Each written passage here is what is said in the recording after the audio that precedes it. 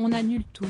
Le roi Charles III et son épouse Camilla ne viendront finalement pas en France la semaine prochaine, après un échange téléphonique ce 24 mars 2023 entre le président de la République, Emmanuel Macron, et le roi d'Angleterre. Il a été convenu que la visite du couple serait finalement reportée à une date ultérieure dans des conditions qui correspondent à notre relation d'amitié, écrit le service de presse de l'Élysée.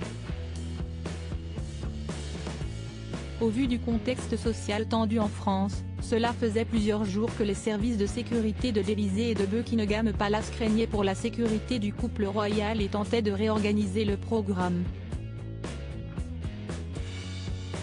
Cette visite d'État sera reprogrammée dans les meilleurs délais, dit le communiqué. Le roi Charles III et la reine Camilla avaient choisi la France comme destination pour leur première visite d'État à l'étranger. Le père du prince William devait arriver à Paris le 26 mars prochain. Banquet à Versailles, visite et hommage étaient organisés pour que le séjour du couple royal soit le plus plaisant possible dans la capitale, avant une escale à Bordeaux.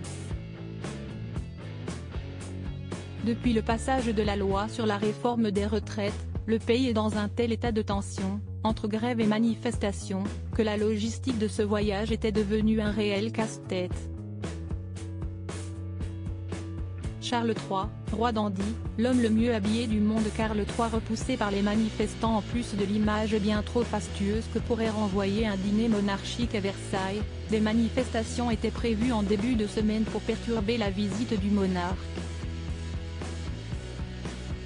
Dans un communiqué dévoilé par la CGT Culture à la suite de l'Assemblée générale du mardi 21 mars, les 130 agents du mobilier national et des manufactures de tapisserie avaient indiqué reconduire leur mouvement de grève en protestation de la réforme des retraites.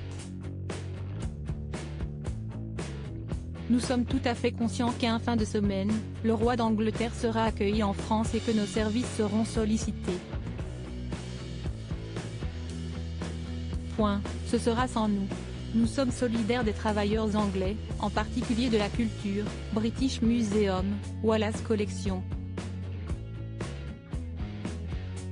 qui sont en grève depuis des semaines pour l'augmentation des salaires, avait ajouté le communiqué.